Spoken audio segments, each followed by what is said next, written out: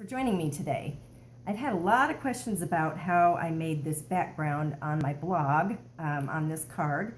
So I decided to do a video to show you how I did this background. And for this particular card, I used the Thoughtful Branches bundle, which is available right now until August 31st of 2016. And then it's a limited time only, so it's only available until the end of August. This is the framelit that comes in the bundle, and this is the stamp set.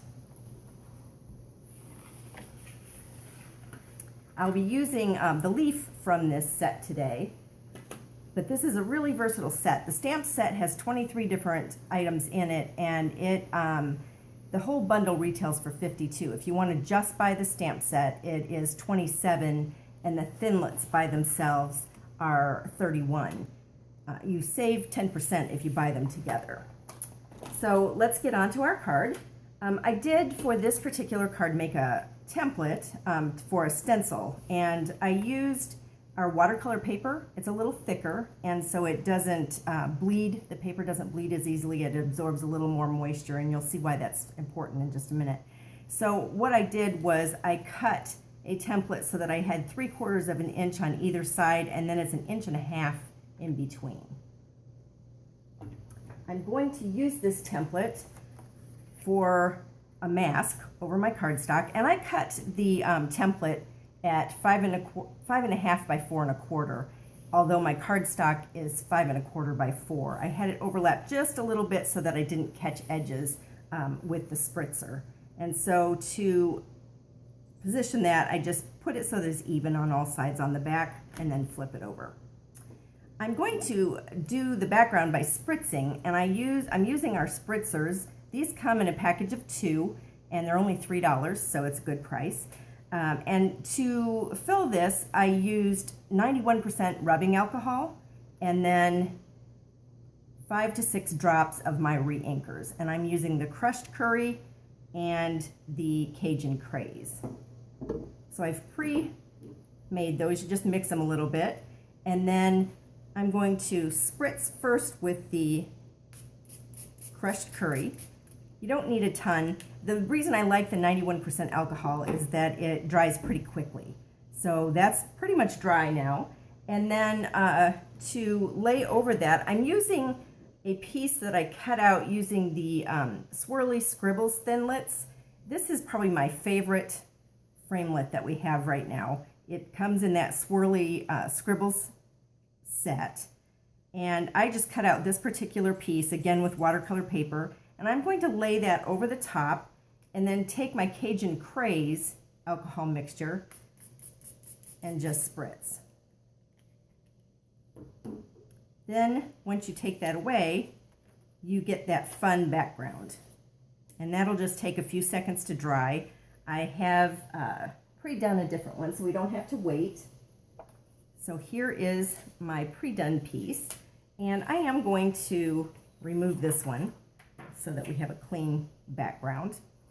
Then I'm going to stamp my leaves, and to do that I wanted kind of a soft look to the leaves, and I wanted multiple colors. So what I'm going to do is start out with, again, using my crushed curry, Cajun craze, old olive, and soft suede ink pads. And I'm going to take my leaf stamp, and I'm first going to stamp into my crushed curry, and then I want to add a little bit of color, so I used my sponge daubers.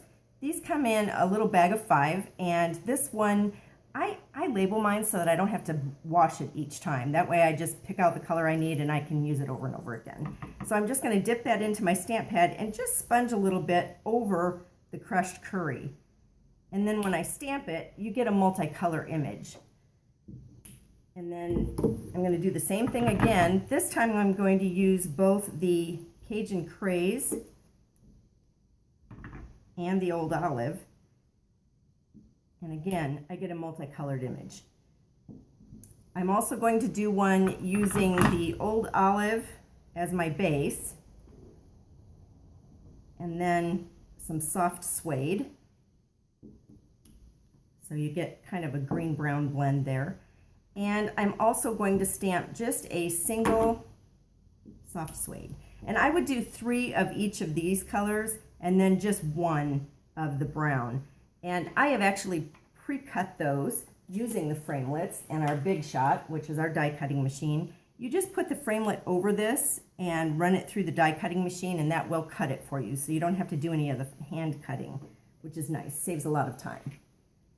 So back to our card. I've got these all already cut out.